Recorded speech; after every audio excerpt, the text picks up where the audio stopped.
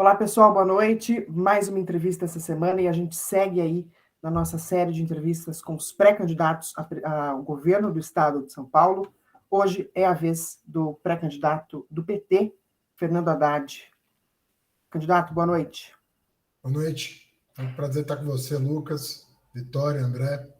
Satisfação. Prazer é todo nosso. Comigo também, André, meu parceiro de bancada. Boa noite, André.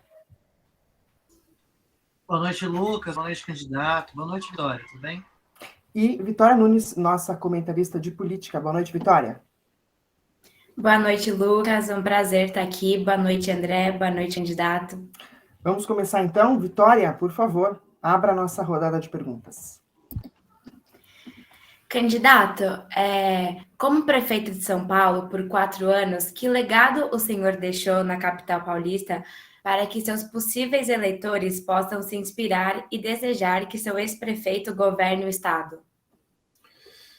Olha, Vitória, são vários legados importantes, né? O mais importante deles foi a solução da dívida da cidade. A cidade, quando eu assumi a prefeitura, devia quase 80 bilhões de reais. Essa dívida hoje desapareceu. A cidade de São Paulo hoje ela é credora internacional, credora líquida, uma vez que ela tem 30 bilhões de reais em caixa e a dívida dela é menor que isso. Então, São Paulo hoje é um credor, é uma cidade credora. A segunda coisa muito importante é o plano diretor. O plano diretor de São Paulo está remodelando a cidade. Né? A cidade toda, onde tem metrô, onde tem trem, onde tem corredor de ônibus, ela está passando por uma repaginação.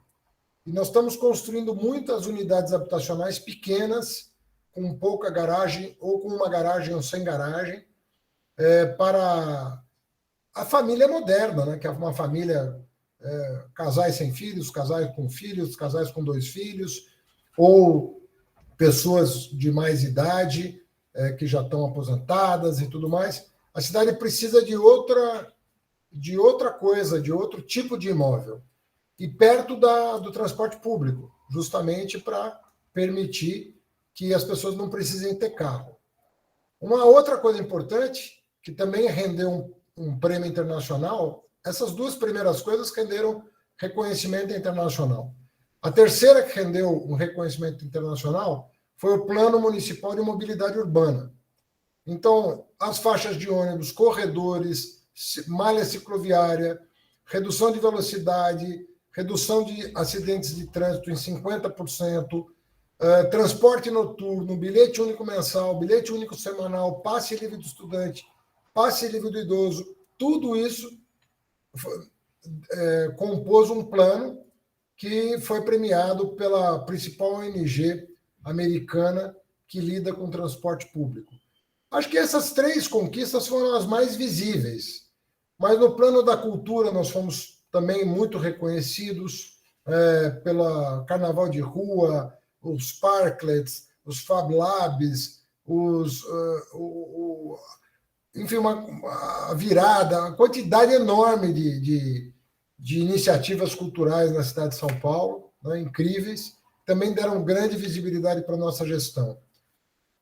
E eu fui o prefeito que mais investiu na cidade de São Paulo dos últimos 30 anos. Ninguém superou o meu indicador de investimento. Só para você ter uma ideia, na gestão do Dória, o investimento caiu 40%, com a dívida renegociada. Imagina você. Uau! Candidato, tem sido noticiado aí nos veículos de comunicação uma possível chapa do senhor com Marina Silva. Essa chapa vai acontecer? Já existem conversas para isso ou por enquanto é só especulação? Então, nós estamos esperando aí essa semana, até a semana que vem, concluir ou não as negociações com o PSB. Então, o PSB está para tomar uma decisão sobre se estará conosco ou não. E isso vai definir a chapa, porque depende muito de quantos partidos estarão conosco, entendeu? Nós já temos garantia de que estaremos em 5 partidos, né? Rede, PSOL, PCdoB, PV e PT. Temos a perspectiva de estarmos unidos ao PSB, né? Estamos negociando com outros partidos políticos, e isso vai dar mais ou menos a noção geral de quantos partidos teremos. E aí eu vou sentar com todos e fechar a chapa, que aí tem uma vaga no Senado e uma vaga de vice, né? Agora, a Marina é um grande quadro, minha amiga há 15 anos. Mais de 15 anos que eu sou amigo da Marina. Fui ministro com ela, eu da Educação, ela do Meio Ambiente. Ela me apoiou em 2018, no segundo turno contra o Bolsonaro. Foi a melhor ministra do Meio Ambiente da história desse país. Então, a Marina é tudo de bom. Vou estar no lançamento da candidatura dela a deputada federal, e a partir daí nós vamos verificar como é que cada partido se posiciona. Perfeito. Candidato, nós temos um grande problema de segurança no nosso estado, né? E assaltos, latrocínios, assassinatos, enfim, tem se tornado cotidiano, né? E eu queria saber quais medidas você pretende tomar para combater, né, essa triste realidade de São Paulo. Em primeiro lugar, eu vou fazer um plano de metas associado à valorização profissional dos policiais militares e civis. Sabe? Tem que cumprir meta. Não pode ter chacina, sabe? Não pode ter o que tem de bala perdida que acaba acertando sempre um inocente. Isso não pode acontecer. Não pode acontecer homicídio, latrocínio. Agora, vou associar a valorização profissional ao cumprimento das metas que nós vamos estabelecer de comum acordo, não é uma imposição. Tem que ser metas pactuadas, tanto para a redução da criminalidade, resolutividade dos crimes, quanto para a valorização profissional. Agora, eu quero te deixar esclarecido uma coisa, André. Não existe combate ao crime sem investigação e inteligência. Não existe. Vou dar um exemplo, Vitória, para você compreender o que eu estou querendo dizer. Roubo de celular incomoda para burro a sociedade brasileira. Por quê? Porque as pessoas trabalham com o celular, dependem do celular para a sua conta bancária, para o seu correio, para o seu trabalho, para a encomenda que recebe. Hoje o celular virou uma central. É uma central de atendimento. Quando te roubam o celular, não bastasse o prejuízo econômico, pode variar aí de 2 a 10 mil reais, porque tem celular de 10 mil reais. Você ainda tem a dor de cabeça de ter que comprar outro, de baixar, de cancelar cartão, de cancelar Pix. Um inferno na tua vida. Você perde 2, 3 dias fora o patrimônio. Não teremos sucesso no combate a esse tipo de crime sem polícia civil equipada. Por quê? Porque se você não desbaratar a quadrilha de receptação do que é roubado, você vai substituir o cara que roubou o celular num dia por 2 outros no dia seguinte.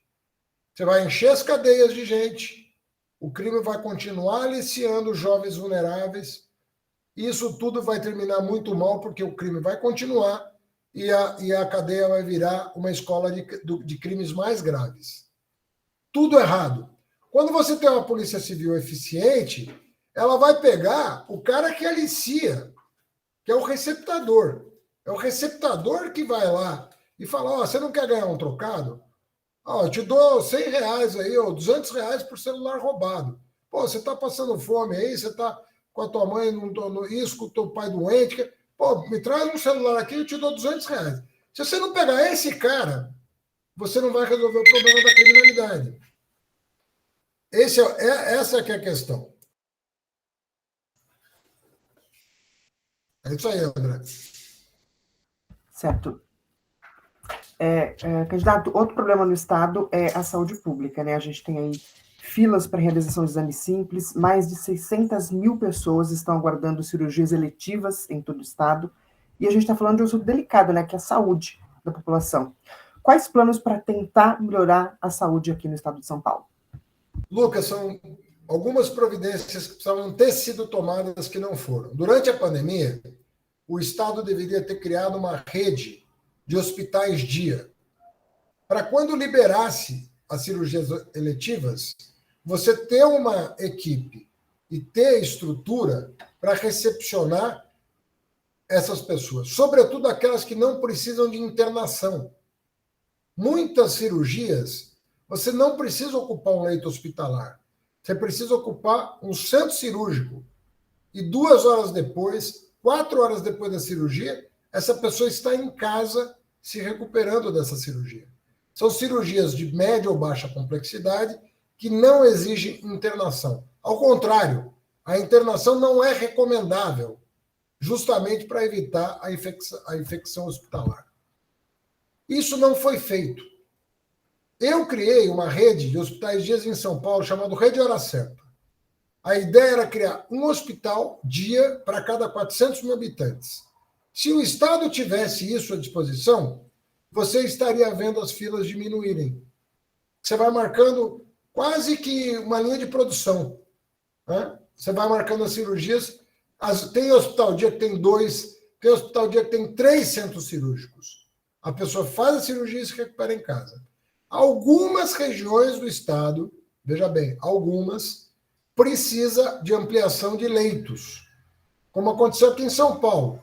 Brasilândia e Parelheiros não tinham leitos. Eu criei 2 hospitais para atender essa população. Algumas regiões do estado vão precisar de hospitais regionais, mas não é falta de leito de hospital geral, é falta de leito de hospital dia, que é o centro cirúrgico.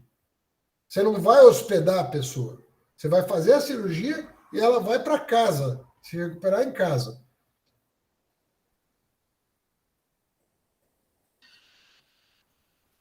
Acho que, Lucas, não sei se o seu áudio está ligado. Sou eu agora. Candidato, a gente falou, né, sobre segurança, falamos sobre a saúde. Eu acho que é importante a gente falar sobre educação também, né? No estado de São Paulo, a gente tem mais de 5.000 crianças esperando, né, na fila para poder entrar em creches, né? Como o senhor pretende resolver, né, atuar para resolver esse problema? 5.000 aonde? É uma fila de aproximadamente, né, 5.000 crianças, né, aguardando vagas para creches. Mas aonde? No estado? No estado. Tanto Isso não é nada. juntando a capital com as cidades do interior. Né? Isso você resolve numa canetada. Eu, quando assumi a prefeitura, faltava 150 mil vagas em creche. 150 mil, 30 vezes o que você está falando. 30 vezes. E nós entregamos 106 mil vagas em 4 anos. Ou seja, se você, numa prefeitura, conseguiu 106 mil vagas em 4 anos, faz a conta, por ano deu 30 mil. Então, isso aí se resolve numa canetada. Isso aí não é... O importante agora, quais são os reais problemas que nós temos? Esse aí nós vamos resolver em 1 mês. Você resolve isso aí. O que nós temos de problema sério em São Paulo na educação?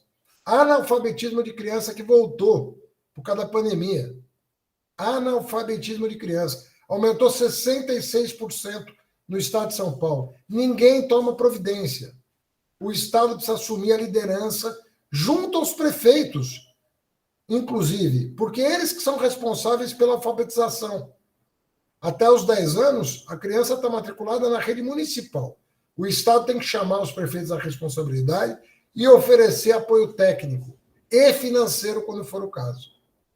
Ponto 2. Evasão da juventude, do ensino médio e da universidade, por problemas econômicos, também relacionados à pandemia. Nós vamos criar um plano estadual de assistência estudantil para manter essa juventude na escola até a conclusão do ensino médio ou da universidade. Muita gente deixou o ensino médio e não voltou. Não voltou depois que a escola reabriu.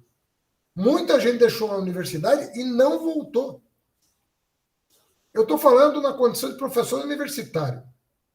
Ontem eu estava dando aula. Então não é 10 anos até. Ontem eu estava na sala de aula dando aula. Então eu estou te falando que é real. Esse é o problema real juventude evadindo da escola e da universidade. Depois do esforço que eu fiz para que as pessoas pudessem fazer sua faculdade, criamos o ProUni, o SISU, o FIES Enfiador, a Universidade Aberta do Brasil, tanta coisa para o jovem entrar numa faculdade. E agora ele não conclui por falta, às vezes, de um restaurante universitário, por falta, às vezes, de um passe livre. É um pecado o que está sendo cometido contra a juventude. É um pecado dos mais graves. Nós estamos retrocedendo 30 anos nas políticas para a juventude, se a gente não fizer nada. Só o ProUni em São Paulo foram 700 mil bolsas concedidas. No Brasil, mais de 3 milhões. Sabe? Então, nós temos que ter muita responsabilidade com isso. O SISU fez uma revolução no país. O ProUni fez outra. Então, nós vamos zelar pelas conquistas que os jovens tiveram, né? Sobretudo nos nossos governos. Depois só teve retrocesso, mas ali a coisa andou. Certo. Vitória, pode fazer sua pergunta. Candidato, uma das questões que continua sendo um problema nacional e marcante no estado de São Paulo é a fome. Quais são as propostas para combatê-la? Olha, em primeiro lugar, vamos falar de duas questões separadas que podem ou não estar conjugadas. Existe a população em situação de rua, que aí é moradia e alimentação. São dois problemas. E existe a pessoa que tem casa e não está conseguindo pagar o mercado. Ou porque está desempregado, ou porque hoje o salário mínimo mal compra a cesta básica. Então, tá feio o negócio. Nós temos que voltar a produzir moradia no Estado. Temos que voltar a produzir moradia. Quando tiver família na rua, você tem que dar um auxílio emergencial para pagamento de aluguel. Não tem como você deixar essa família na rua. Quando eu digo assim, você vê o pai, a mãe e duas crianças, como é que você vai deixar na rua? Tem condição. Você tem que dar um encaminhamento para essa família. Né? Ou um abrigo, uma casa de família, alguma coisa. Ou um auxílio para a pessoa recomeçar. Obviamente que você não vai pagar o aluguel de uma pessoa a vida inteira, mas um começo de vida, né? Você fala, olha, vou conseguir para você um auxílio aluguel de 6 meses, de 3 meses, até você arrumar um emprego. Né? A economia está voltando, começando a voltar, né? A gerar empregos precários, é verdade, empregos com salário aquém do que se ganhava 2, 3 anos atrás, mas se recomeça.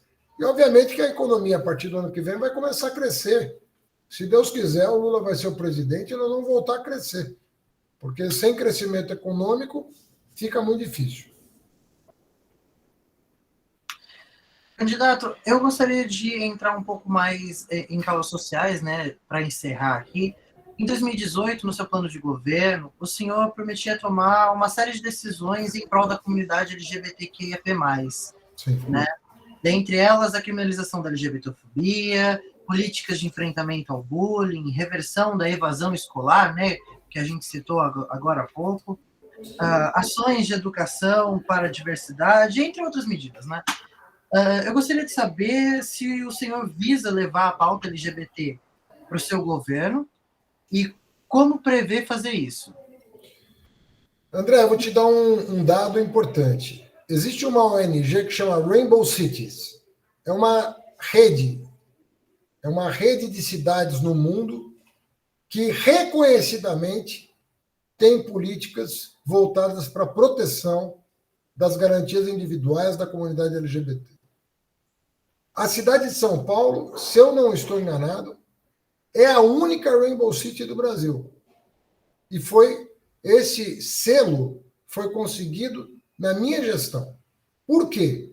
Porque eu criei os centros de referência LGBT na cidade, porque eu criei o programa mais profundo, mais radical de atendimento ao segmento mais vulnerável da comunidade, que é o segmento trans.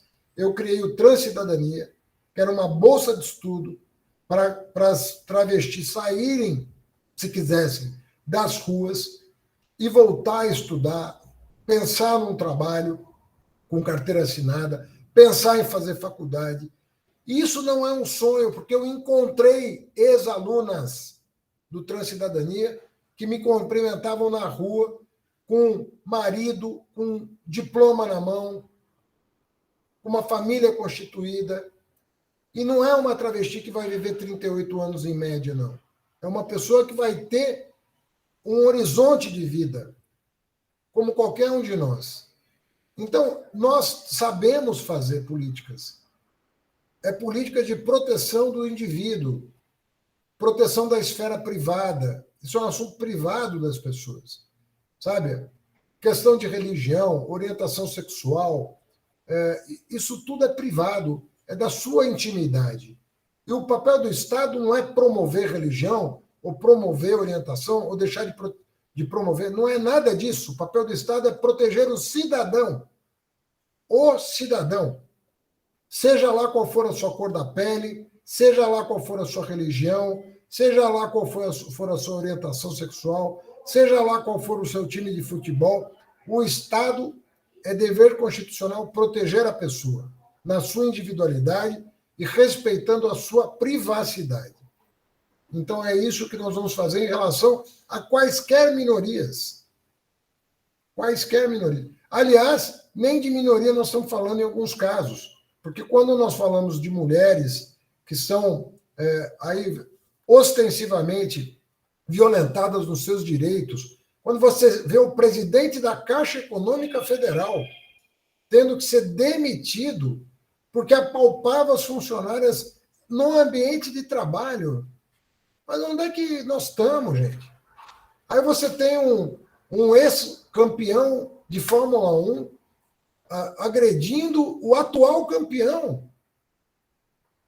A troco do que isso? Quem ganha o que com isso? Isso é uma barbaridade, você não respeitar as pessoas.